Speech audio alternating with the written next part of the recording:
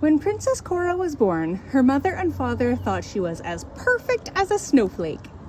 "Look at those big blue eyes," shouted the king.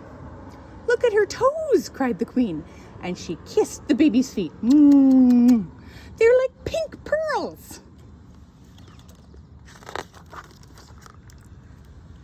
"Someday our little girl will be queen," said the king. All at once, the queen looked worried, and so did the king, because blue eyes and pink toes would not help Princess Cora to rule the land. "We must teach her," said the queen. "We will train her," said the king. So that very day, the king and queen began to train Princess Cora. They stopped thinking she was perfect and started worrying about what might be wrong with her. By the time she was 7 years old, there wasn't a single minute when Princess Cora wasn't being trained.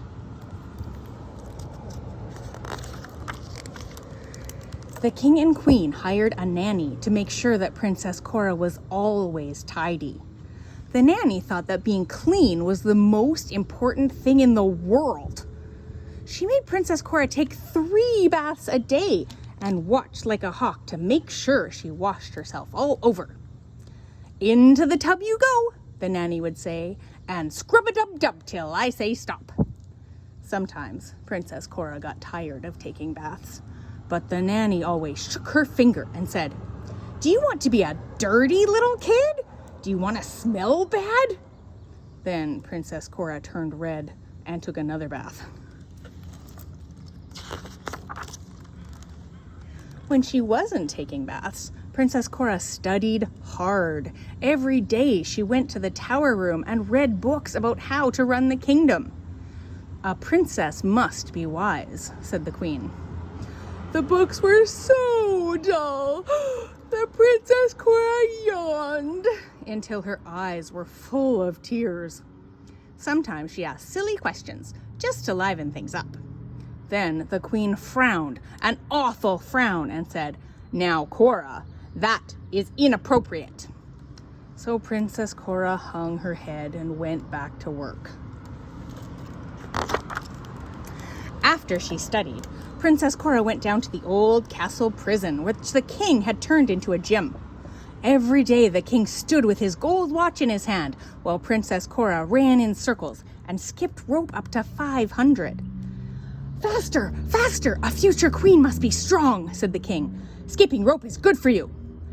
Princess Cora knew that skipping rope was good for her, but that didn't make her like it any better. Sometimes she tried to say so. But when she did, the king squatted down in front of her and made his face look very sad.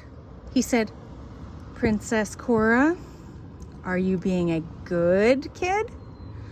Princess Cora knew it would be of no use to say yes, and she didn't want to say no, so she burst into tears.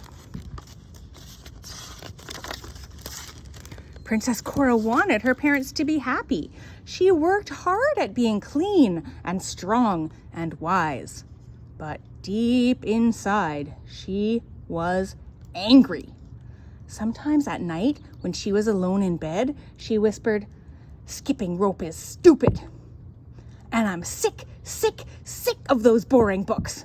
When I grow up, I'm never going to take any baths. I'm going to be dirty." These thoughts scared her, but she couldn't stop thinking them. One night, a new idea crept into her head. It was different from the others because it was a happy thought. She whispered, "What if I had a dog?" She smiled in the darkness. She thought of a great, furry, golden dog that would wag its tail and jump on her. A dog wouldn't tell her what to do. "That's what I want," whispered Princess Cora. "A dog!"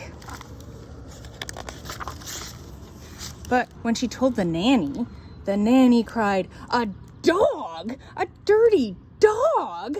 A dog would make messes on the carpet. Good heavens, you don't want that." And the queen said, "Dogs are for little girls who have time to take care of them. I'm afraid you're too busy, dear." And when Princess Cora asked the king if she could have a dog, he stared at his gold watch and shouted, "Faster, faster!" because she was trying to talk and run in circles at the same time. That night, Princess Cora couldn't sleep. At last, she got out of bed and wrote a letter to her fairy godmother. Dear godmother, nobody listens to me. My mother and father won't let me have a pet, and Nanny says I don't even want one. But I do. And I'm sick and tired of everything. Please help me. Love, Princess Cora. Then she tore the letter into scraps and dropped them out the window. Because it was a letter to her fairy godmother, every scrap turned into a white butterfly and flew away.